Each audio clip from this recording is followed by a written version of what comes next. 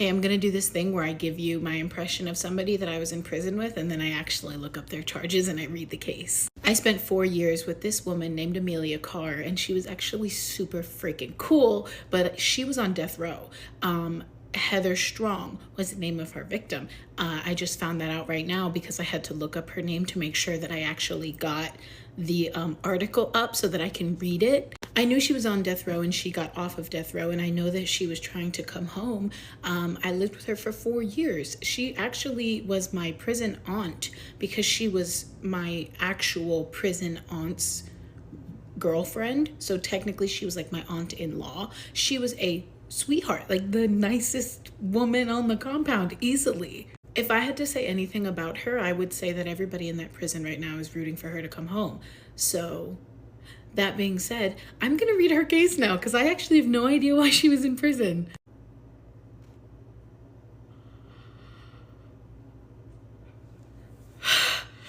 Girl, what the fuck?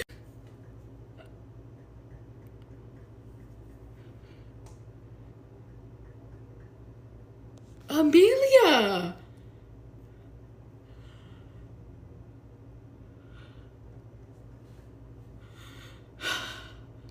Amelia? Amelia did that?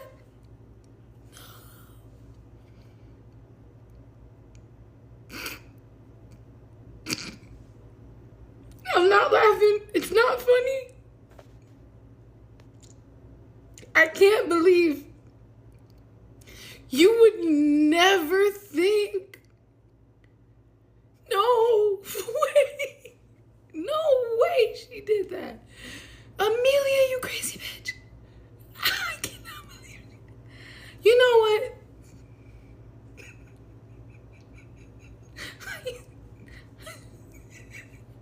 I would drink coffee with her. I would sit at the table. I would just hang out with her. I would just talk to her.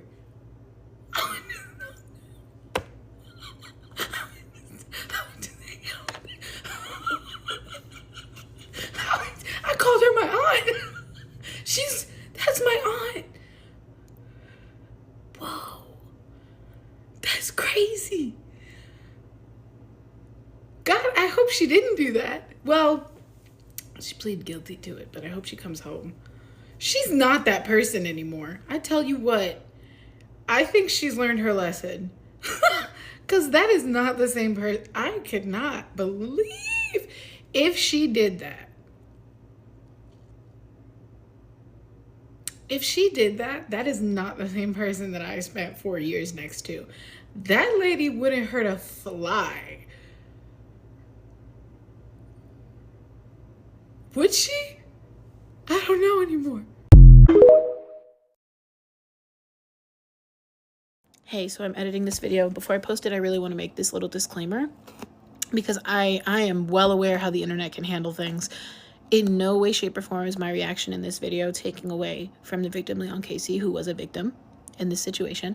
And in no way, shape, or form am I taking away from the fact that the victim, Leon Casey, is no longer here. Do you hear me? So nobody is to watch this video and say, oh, she's coming up with a conspiracy theory. No, I'm not. No, I'm not. I'm just simply saying what I believe based on what I was told by the person who committed the crime versus what the media is saying. So please, internet warriors, spare me. Much love. Hey, I'm gonna do this thing where I tell you my experience with somebody that I spent time with in prison, and then I'm actually gonna look up their charges. And the last time I made a video like this, I looked up somebody that I called my prison aunt, and her charges were insane. So today I'm going to do the person that was actually my prison aunt, who ended up becoming that girl's girlfriend, because they both have life, and so they decided they'd spend their life together. Her name was Joy Dorn, and I kind of have an idea of what she did. So I will say she's a very brass woman, very roguish. She liked me because I used to make really off-color jokes. Not like they were all sexual. Yeah, off-color sounds like I was saying racist shit. That's not what was going on. No, very colorful. That's the word. It's colorful. Off-color is racist. Colorful jokes the ones, the innuendos and stuff. And I used to make her laugh because I'm real brass and mean. I used to make jokes and say that like her personality was who I was probably going to end up being when I became an older woman. So God, I hope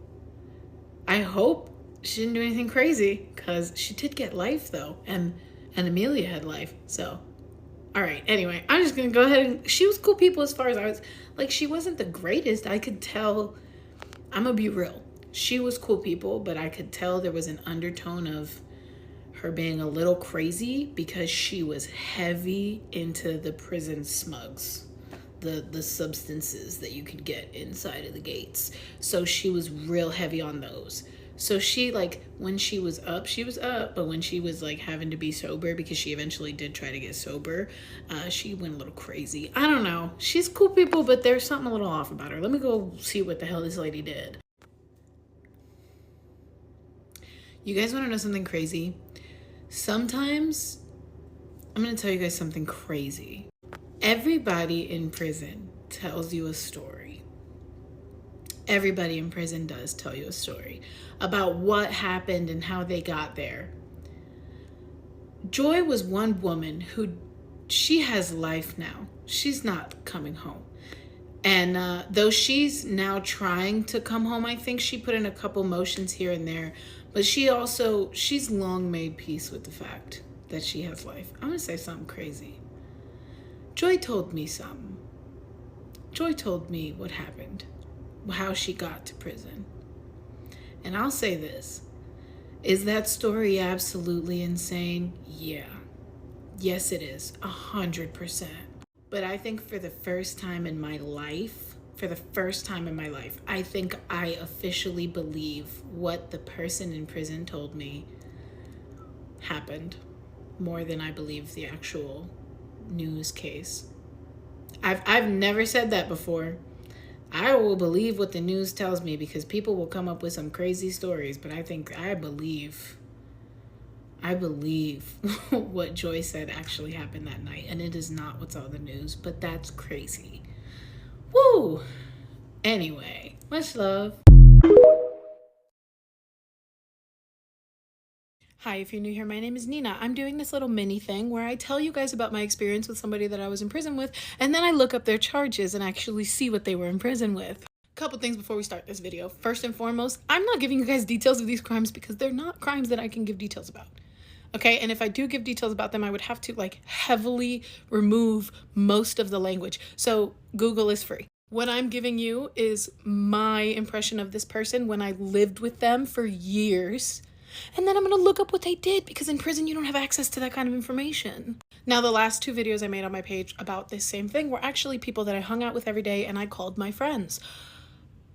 Today, I picked somebody that I don't like. Somebody that never gave me good vibes in prison. I knew her, but I could never actually hang out with her. The person in question today, named Courtney Shuloff. Not a fan. I've never been a fan of her. She works in the library in prison, specifically like the law department. So she helps people with like their appeals and stuff like that. And when they go to confinement, she'll bring them books and stuff. Objectively, not a bad person in prison. She never got in trouble. She never started fights. She never did anything crazy. However, her vibe, her energy, very off. Very like, I don't think she has remorse for her crime. I don't even know what her crime is, but whatever it was, I don't think she's remorseful. She's never given me the energy of somebody who wanted to change. She very much gives energy of somebody who doesn't care about anybody's opinion, and she did what she did. Maybe I'm tripping for saying that, but that's just how I feel, because I know a lot of people liked her. Like, a lot of people liked her. I never liked her. So let's see what she did.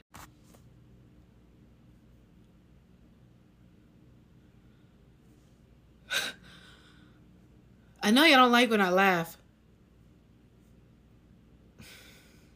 It never gets easier. It doesn't get easier. I lived with that girl. And she just, you could not, okay, even if you don't like somebody, you can't see somebody doing some shit like that. Oh my God, she brought me books. And it's crazy because I never liked her, but the reason I never liked this girl is because she would just look at me like I was the the most disgusting thing in the world, because she knew how unnecessarily stupid I was in prison. I was a very dumb personality in prison. You look down on me, girl. I know I can't. It's insane to think that someone would do that. And even when you have your own personal opinions on the matter, at the end of the day, somebody is no longer here anymore because of these people. And I slept right next to some of them. I lived with these people. I looked at these people in their faces and had conversations with these people. What the fuck? Hi, so if you don't know me, I'm doing this thing where I am giving you guys my impression of people that I was in prison with, and then looking up their charges and reacting to that. Just a quick message. What I'm reacting to is my relationship with that person, the fact that I lived with that person, hung out with that person, spoke to that person. I'm only giving you guys people that I have an impression of as a person. And then I'm Googling why they were in prison because I didn't have access to that information. So I literally spent years with these people not knowing what they did until just now in this moment with you live, okay? Just because some people are mad, but I'm sorry. Because another little piece of information you might not know is I'm also only picking people who are like most likely not coming home. So the things that they've done, heinous, horrid, evidently, some of the craziest stuff I've read to date, okay? And I was 2 feet away from those people. So no, I'm not telling you the crime. I'm giving you their names so you can go Google it. All right? Thank you. I'm picking somebody off death row. Her name is Miss Tina Brown. I'm not picking it for her, though. I'm picking it for her daughter because her daughter... Okay, I'm going to give you some prison drama, some word around the compound. This is what I do know about this person's charges. The daughter committed it, but the mother is taking the blame for it because she didn't want her daughter to get death row, okay? So Miss Tina is taking death row for her daughter. Her daughter has like 30 years. And I don't like her daughter. She's very rude, to be simple. She worked in the library also, and she was one of the most dismissive and disrespectful people I'd ever met. She was so rude to me. She didn't like me. Specifically, I guess because she thought I was annoying. That's what she said. She said I was aggravating, and she didn't like my presence. So... you know, the only real interaction I can give you that I can tell you solidly 100% happened is one time she was like, because I did this thing where I didn't speak for 11 days in prison. I went on a talking fast, so to speak. And she looked at me one day and she was like, I can't wait for you to go on another talking fast. When are you going to do that again? And I was like, I'll go on another talking fast when you go home. And that was the type of person that she was to me, for no unprompted, because I didn't do anything to her. So anyway, Miss Tina is a nice woman in death row, and I feel confident saying that because to my knowledge, she is only taking the blame for this crime because she doesn't want her daughter to get the death penalty. So let's see what Tina Brown did. What the fuck, Miss Brown? What the fuck? What is going on? I am starting to realize with this series that I was really hanging around some of the worst people to know. And you know what's crazy is I haven't even got to the people who have told me their charges and I already thought I knew their charges. I don't... I thought Miss Brown was a nice lady. I don't think so anymore. I don't think Miss Brown's a nice lady. I'm starting to think nobody's a nice lady. I'm starting to think nobody is nice. I'm starting to wonder why I was with these people ever. Granted, Miss Brown, I was never really living with her because we were just in the same pod. Because in death row, you're behind a door. You don't get out. You don't get to go out. Oh my God. Her daughter, though.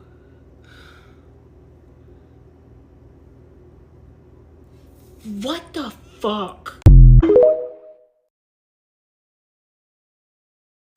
Today I have a story, and I'm not going to clip away, and I'm not going to Google anything because I've already pre-Googled before this video, because I was going to make a video and I was going to talk about this person and then I was going to look them up. But I remembered that in prison, this person specifically said that they had everything sealed so that nobody could find it. And I didn't believe her, but now I do, because I can't find it. Like, for the life of me, I cannot find a description of this crime. Like, you know how you can have a Wikipedia page for everything? There's no pages for this. So I'm going to believe she had everything sealed.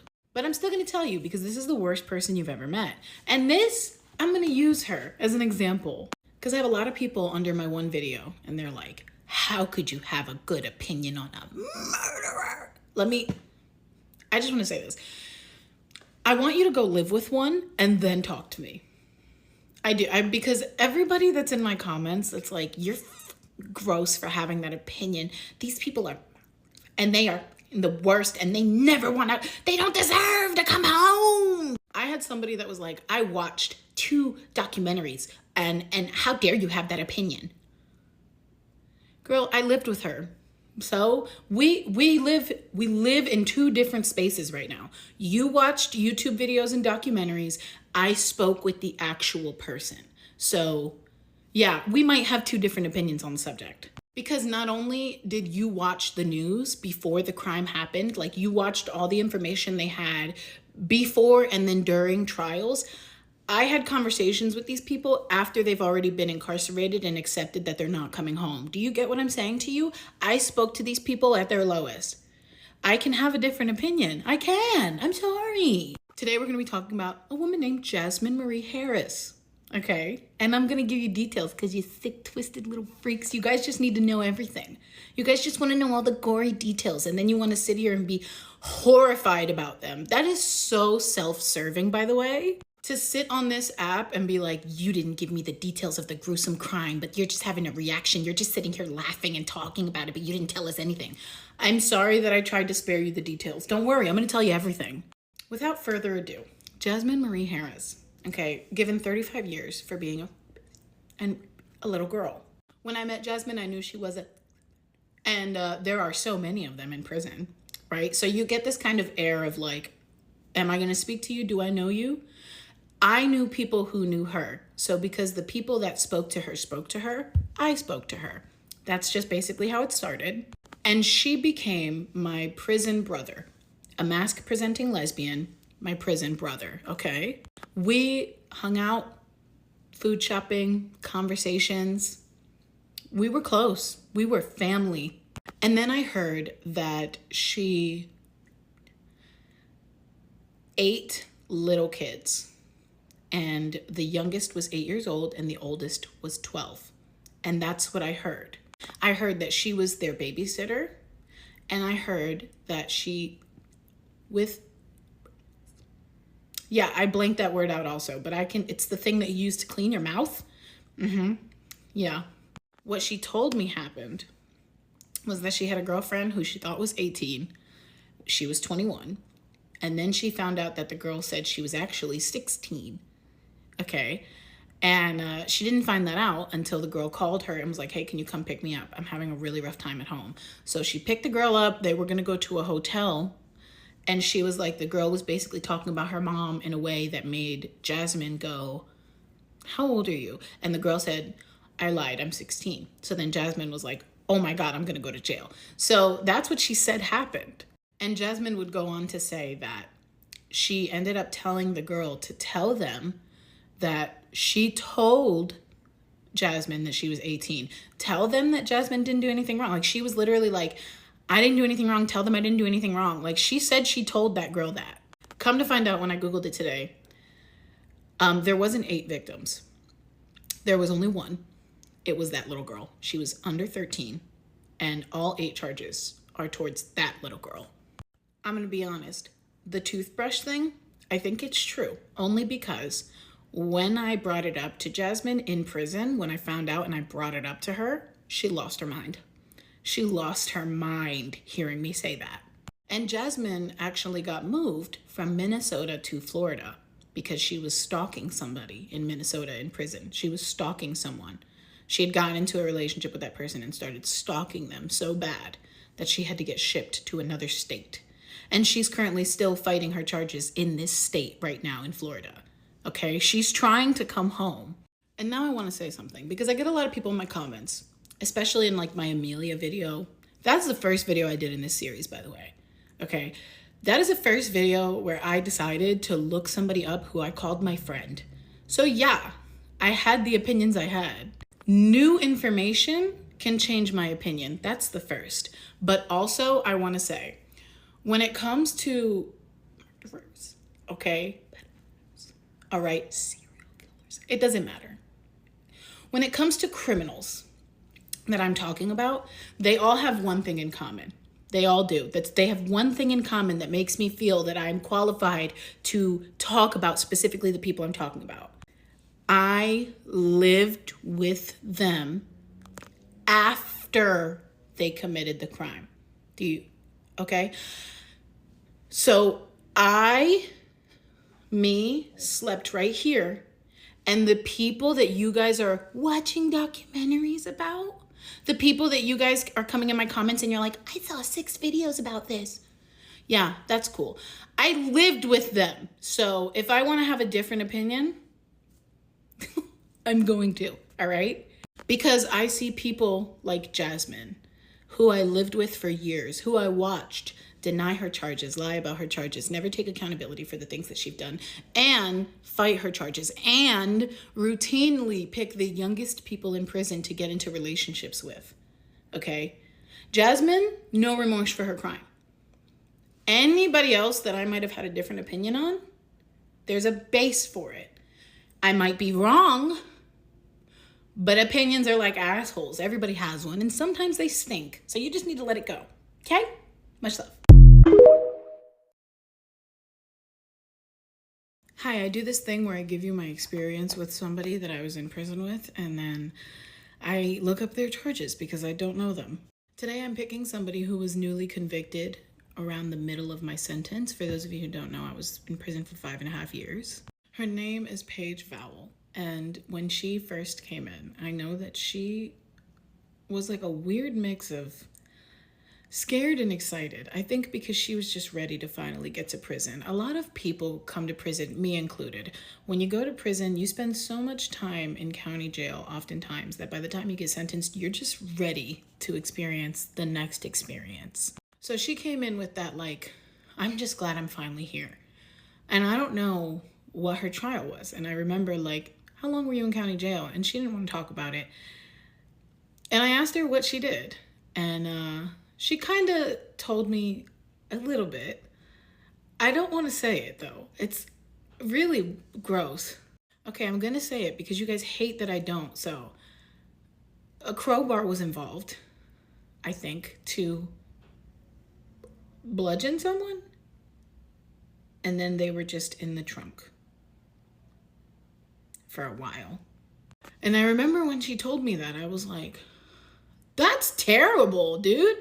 And she was like, yeah.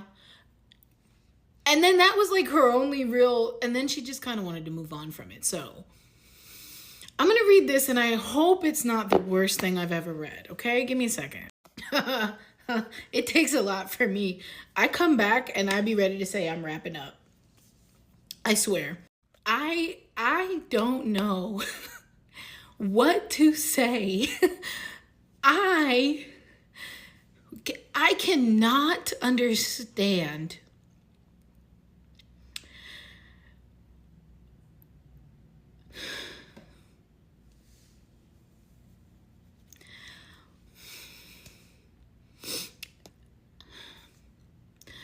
what do you mean? I need a second. I'm gonna own up to my own thing here. When I talked to Paige, I thought she was cool, people. I think I gave her a tattoo. I think either I gave her a tattoo or we talked about a tattoo. I mean, like, I know for a fact I've had a cup of coffee with Paige, and I'm gonna tell you something. when I asked that girl how much time she had, and she said, I got 3 life sentences plus 40 years, so I'm still not giving them crackers all their time. And I laughed with her.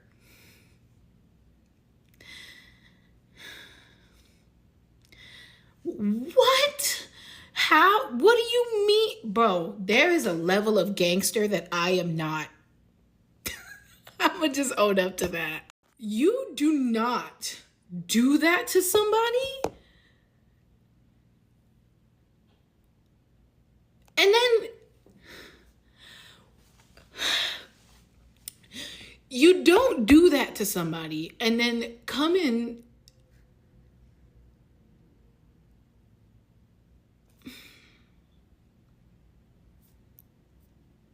I don't even know if she's fighting to come home. I don't even care. I understand everybody has to deal with their time. If you've never been to prison, you can't imagine being sentenced, okay? It's a heart-wrenching. People do some crazy stuff in prison to cope with the fact that they're in prison. But whoa, dude. There's levels to anyway. I am not as gangster as that bitch. I'll tell you what.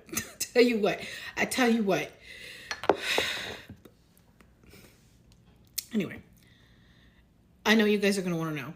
I'm sorry. A hammer was used. I was wrong. That's what I needed to tell you. Sorry. It wasn't a crowbar. It was a hammer. I must have got confused with somebody else's crime. I've talked to so many people about their crimes, and I haven't even got to those people yet. Do you know that? This is like the first, maybe the second, because I think I did a video on Jasmine. This is the second person. I haven't even got to my girlfriends. I dated someone who was accused of, and I never read that because I trusted her. God knows what's going on. What God knows what I'm going to read. Anyway, I love you guys. Hello, this morning we are doing another round of looking up people that I lived with in prison and telling you guys my experience with them and then reading their charges and reacting to how I feel. The other day I had a big creator come under my Courtney Shuloff video, and she got mad at me because Courtney Shuloff is like, or was this person's best friend in prison. And so they were like, for you to say that you don't think Courtney regrets her crime and you don't think that she was gonna change, that's crazy. And like just got so mad and unfollowed me over it, because like when I saw the first comment, I clicked on the page and I saw that they followed me. By the time the end of the conversation came, they had unfollowed me. And it just goes to show, you can't win. You can't win, because when I made my Amelia video and I said, I think maybe she's changed, and if she hasn't changed, she's really good liar, you know? Like, I was confused at the end. I don't know how to feel about Amelia. It's jarring to find out that somebody you considered your best friend did something crazy, right? But then when I make a Courtney Shuloff video and I make a video about somebody that I don't like, that I don't think cares about what they did, and I don't think they regret it at all, somebody's mad at me for it. I did tell her that if that's her best friend, why doesn't she just make a video defending her then? But I got unfollowed, whatever. Little does she know, I would have reposted her video about Courtney if she made it. Speaking of which, I'm getting tagged a lot in the videos about all these people that I'm talking about. I don't want to be. I lived with them. I don't need to read what they did any further than what I'm doing for these videos. Thank you. Anyway, in honor of that big creator unfollowing me, today I'm going to talk about somebody that I actually dated for 8 months in prison. Because I don't want anyone to think that I think I'm better or worse than anybody that I'm talking about. Because at the end of the day, we were all in prison. We all had years to do. We all hung out. We all slept next to each other. We all ate together. We all showered with each other. We shared food. We shared coffee. We had to survive. We all were put in the same place. Some of us can see sunlight today. Some of us may never see sunlight again. But that really is like the minimal part of this. A big point of this series was for me to come on here and express to y'all a part of myself that I really ignored. Because yeah, I talk to people all the time about how I hung out with and and like serial killers and fucking thieves and drug dealers and all kinds of like identity thievers. Like, you hang out with all these criminals and you just become desensitized to the crime. You don't see it for what it actually was. Even in making this series, my fiance has talked to me and been like, when I first met you and you were still relatively fresh out of prison, you talked about these crimes a lot less seriously than you are now. Like, obviously, because I had just got off that yard, man. I mean, sometimes time changes a person. And I think sometimes it's also okay to go back and realize the severity of the situation you were in. I don't know. I guess it's just that simple. So if you watch this series and you get mad at me for anything that I've said in here, sorry, I guess. But at the end of the day, if you didn't live with these people, I don't really care.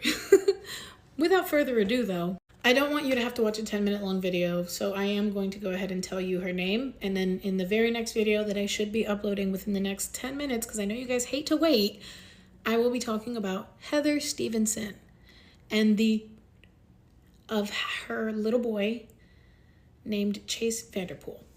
Chance Vanderpool. Chase is his brother. Oh my God. I'm going to tell you guys something serious. This crime I know is going to hurt me because I never read the details of it. And I spoke to these little boys when I was in prison. I mean, I know these kids for all intended purposes.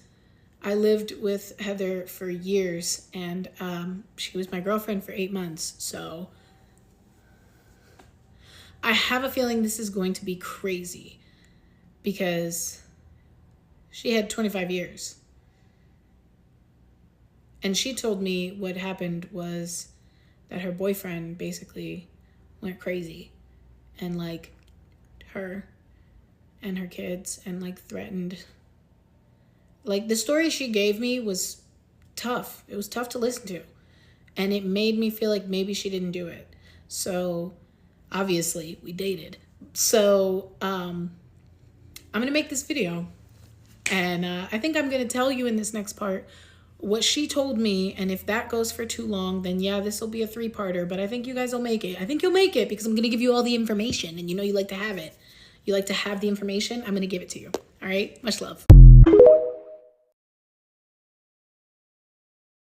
If you're here from part 1, great. If you're not, you need to watch part 1 or you're going to be unsure of where we are. So Heather Stevenson was my girlfriend.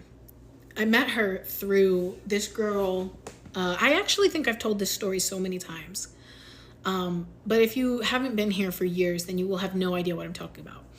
I met her through this girl named Dallas. And Dallas actually was dating her first. And Dallas was my friend. And Dallas knew that I didn't have any money. And so knowing that I didn't have any money in prison, that I was a broke person in prison, because in prison your only money comes from other people. And I had been supporting myself for so many years that I had no one to support me. So I was broke. Dallas was going home. She said, hey, my girlfriend has a lot of money and no one's going to date her because because that's what we call people who do that in prison. So she was like, if you pretend to love her, she'll pay for everything for you. So that's what I did. I did sit down with her and I did give her like a, did you kill? And she was like, no, I would never. And I just was like, all right, I'm going to believe you because you had 4 and now you only have 3. And I don't think if you didn't want them, you wouldn't just get rid of all of them. But she told me what happened in her words. And her confession was as follows. She'd started dating this dude named John, who is her co-defendant in the case. And she said that she met him off like Plenty of Fish or something like that.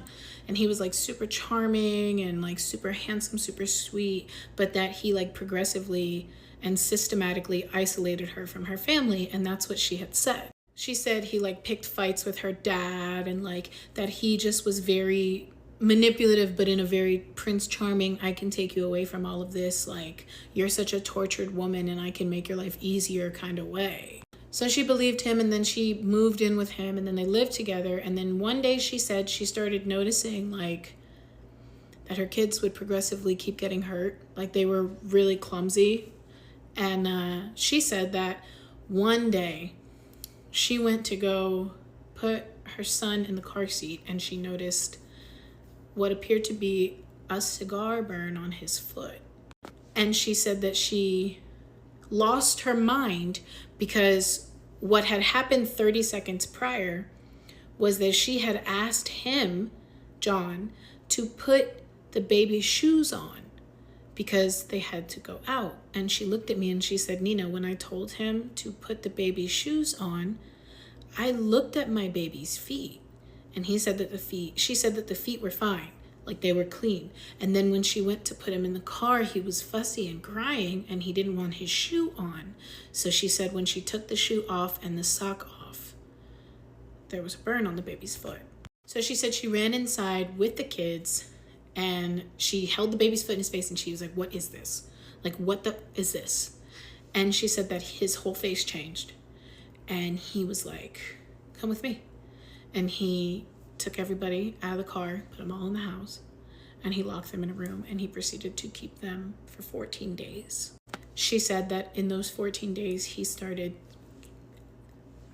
and he wouldn't sleep because of it so that he could watch her. And he kept her, she said they lived in a 2-story home, and she said he kept her upstairs and he would only let her see 2 kids at a time. And when she tried to fight him back, he lined all of them up. And she said that he looked at her and said, because she said that like at some point she was so like that she looked at him and said, and she said that he looked at her and he said, you want me to, and then he lined them all up and he said, if you want me to, I will, but I'm going to start from youngest to oldest. And I'm going to make you watch while all your kids first. So she said that she broke down and she was like, no, like, don't do that, please. And then she said that he locked her in the room again. And how it all came to an end was that she said that one day he ran into the room and she was just laying in bed and she didn't want to move. And he said, we have to get up, like Chance isn't moving, like Chance is in the bathroom and he's not moving. And she said, what do you mean? And she like ran to the bathroom and he was blue. And she said, we have to call an ambulance. And like, he didn't want to call an ambulance. And she kept asking him how, like, how did it happen? How did this happen? We have to call an ambulance. How did this happen? And he wouldn't tell her. And autopsy, according to her, reported that the baby had been punched really, really hard. And so Heather had offered me her paperwork on all of this before she told me that story. But I had told her, no, I didn't want to read that. Not only did I not want to read that, but I also want to say, a lot of people are like, oh, do you guys like hand out paperwork and do you not tell each other? No, that doesn't happen. And I don't know every single prison in the world, okay? But can you imagine going to prison because you like children more than anyone else? And then you think you just have to say that out loud? No. How people find out what you're in prison for is various different ways. They have their family look you up at home. Officers will tell people, even though they're not supposed to, they do, because in the world, I know there's rules and some people cannot fathom people breaking rules, but they do, okay? And so I told her I didn't want to read her paperwork. And the reason I didn't want to read her paperwork was because before Dallas left, she told me that if I ever got a chance to read the paperwork, I should. Because in that paperwork, it said that the boy, the baby, the victim, had herpes. And she said, I never got to read any further than them mentioning that in the paperwork. So I want you to read it and find out why that was in there. And I can't, I'm sorry. You can't make me read the way that people tortured a child. I don't have to. I just don't have to, okay? But I'm going to for the next video because I have to. So I'm sorry, but this is super long. Just go to the next video and wait. It'll upload, and I'm just gonna go ahead right now and read what happened, and I'll come back in the next video and I'll tell you.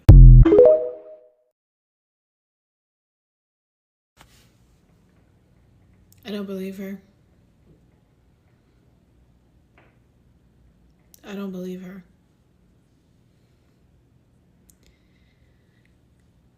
Why does the only reports that I can find say that she claims to the people that the other kids hurt themselves because of the pets, like the dogs knocked them down the stairs and stuff like that.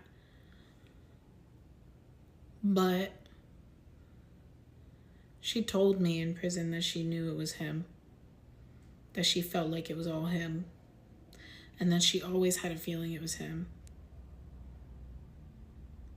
She said that at first she thought that maybe it was the kids being really silly, but then I'm trying to remember all of their names. It was Chase and Chance, the twins. And then I think it was Liam and Andrew. Or Aiden? No, Andrew's her boyfriend, the baby daddy. His name was Adam. Oh my God, her oldest and her youngest. So her youngest, Liam, he broke his arm. And that's when she thought that it was John. She started to think it was John then, but she didn't have proof. Which is why when the foot happened, she started freaking out. That's why she started freaking out, because she had already initially thought it was him. But none of the reports say that. So did she not tell the reporters that? Also, I can't find anything about the 14 days that they were trapped in the house. I can't find anything about that. So I don't even know if that was true anymore. And I'm gonna say two things that have always been in the back of my mind. Hey, I'm editing. Actually, no, I won't. I will say this. Do I still stand by what I think? Yeah, I still stand by what I think. I don't know the whole truth. I know that what the media says and what Heather told me doesn't line up. But I will also say this. I may not love Heather, but I did spend 8 months with her hearing about all of these kids. And for the safety of these kids, I'm not going to tell you guys what I said in that clip. I'm going to go ahead and redact that entire last part of this video because she still has 3 kids out there. And there's no reason for them to hear what their mom said to me. So, yeah. Sorry if that disappoints anybody that wanted to hear it. But at the end of the day, I'm not going to make those 3 boys deal with whatever their mom said to me when she was in prison. No. Sorry. No. That's it. Good morning. If you don't know me, I do this thing where I look up people that I lived with in prison. I check out their charges and I react to it based on my opinion of them when I lived with them. Today we're gonna actually pick somebody that was kind of an anomaly to me because I knew her charges, I had seen her, I lived with her at one point, we lived in the same dorm. I'm not gonna say she was cool, I'm gonna say she was funny because she talked like this and everything she said sounded like something you would hear from a movie actress pretending to live on the beach. And that was like really how she talked all the fucking time. And I always would watch her when she would talk because I'd be like, did she talk like that in her court interviews? Was this really? You guys, I'm telling you something. You would really have to experience it firsthand. Some of these people that you see in these court cases and you watch how they reacted like in their little documentaries and their YouTube videos. And then I think about who they were in prison and it's like, come on now. Dalia Dippolito. She was on, I think, Snapped. Because I know that. Because every time, whatever crime show she was on, every time it would come on. We would turn it on and we'd turn it up because, yeah, sometimes we would watch those videos of the people that we lived with. Sometimes. She would always go up to the officer and she'd be like, can you please turn the TV off? Can you make them change the channel? Like, it was so bad. And from my understanding, because I never watched the Snapped episode, I just didn't care, okay? And I'm starting to realize that was my flaw in prison. I should have been more curious. It's just, I saw what the news did to my case. So I was like, the news just says whatever. They do whatever. Anyway, Dalia Dippolito. I think she foolishly tried to pay somebody to get rid of her man. The story that I've heard is she got a boyfriend behind her husband's back, and she wanted to be with her boyfriend, but her husband had all the money. So she wanted to pay somebody to get rid of her husband, and she told her boyfriend about it. And she was like, baby, we gonna be rich. And her boyfriend was like, no, we're not, we're going to jail. So he called the police and told the police her plan. So the police set her up with a fake man, right? And she talked to the man and like planned it. And so here's where it gets a little woozy for me, where I'm like, did they really do that though? According to the people who have watched the Snapped, according to the people who like know what happened to Dahlia, the police set up a fake, right? Like they told her, okay, you're gonna, like the hitman told her, you're gonna go for a walk, a yoga walk or something. And when you come back, you're just gonna find him gone and just call the police, right? And then when she left, the police came in, knocked on the door, and were like, bro, your wife paid us to off you, man. And he was like, what? So then this is what people focus on when they talk about Dahlia, which is why she hates it. Like, she hates it. Apparently in the episode, in the news, in the video, whatever, wherever it is, the reenactment, they show the moment when what happened was Dahlia came back to the house and saw the, right? And it was all staged because the police knew. And she was like, oh my God. And then they bring her husband out. So like crime scene, she thinks she's talking about it. And then they bring him out. And she, like, her reaction to him is what make people laugh at her, because it's like, girl, you're the worst actress in the world. Anyway, I'm gonna go read her case, and if I have something I can tell you guys, I will tell you. And just knowing that, and still, like, she was very uppity in prison as well. Like, she was very, you could tell, she married her husband for a month. She wanted everything to be perfect, pristine. She was very uppity, and it's such a weird thing to see in prison too. How are you so uppity in prison, girl? They give us recycled clothes. Anyway, I can see why she doesn't want people to watch that. I can see why she doesn't want people to watch that. They did end up bringing her husband out, like after they arrested her and showed her like, hey, we know that you planned this. They make fun of the way she responded, because I guess she was like, God, no. Oh my God. And to think the defense that she tried to use in court was like, we thought it was a big prank. It was her husband who set it up. What? Anyway, I don't blame her for not wanting to talk about that. I wouldn't want to talk about that either. Shut up. That's embarrassing. I got okey-doked by the police. Like, what do you mean? And by the way, it was her side piece who told the police. He sure did call. He was like, no. What? You should not trust people with information like that. Here's a lesson. That's number one. But the second lesson is, if you're going to try to, don't tell your boyfriend. Don't tell your boyfriend. Certainly not. You keep that to yourself. Much love.